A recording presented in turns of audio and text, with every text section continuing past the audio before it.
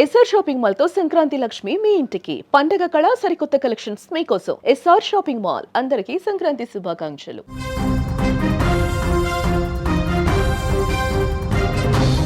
ఇరాన్తో వ్యాపారం చేసే దేశాలపై ట్రంప్ 25% కొత్త టారిఫ్ విధించారు. భారత ఉత్పత్తులపై మొత్తం సుంకాలు 75%కి చేరే ప్రమాదం కనిపిస్తోంది.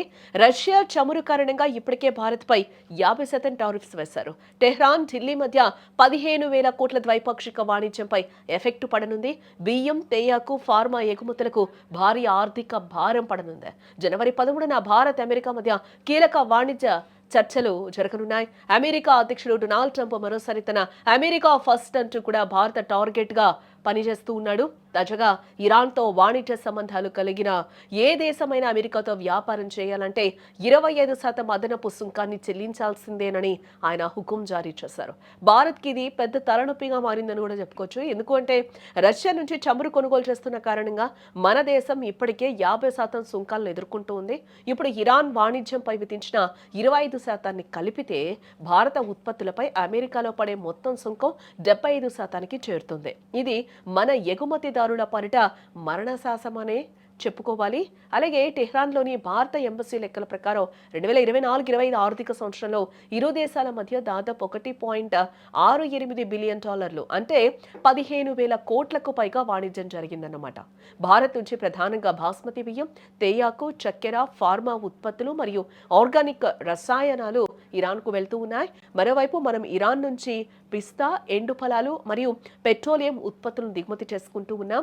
ఇప్పుడు ట్రంప్ నిర్ణయంతో ఈ సరఫరా గొలుసు మొత్తం కూడా దెబ్బతినే ప్రమాదం పొంచి ఉంది.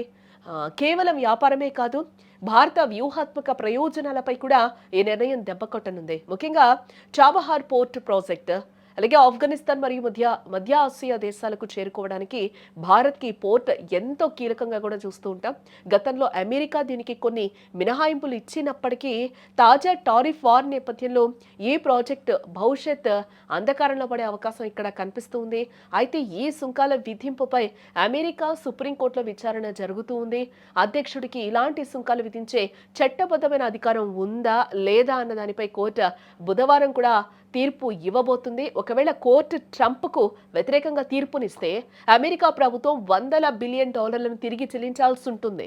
ఈ టారిఫ్లు అమెరికా జాతీయ భద్రతకు ముఖ్యమని కూడా ట్రంప్ వాదిస్తూ ఉన్నారు.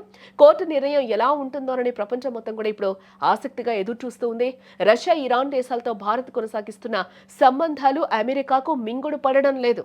ఒకవైపు వ్యూహాత్మక భాగస్వామిగా ఉంటూనే మరోవైపు వాణిజ్యపరంగా కఠిన నిర్ణయాలు తీసుకుంటున్న ట్రంప్ తీరుపై భారత ప్రభుత్వం ఎలా స్పందిస్తుందో కూడా వేచి చూడాలి.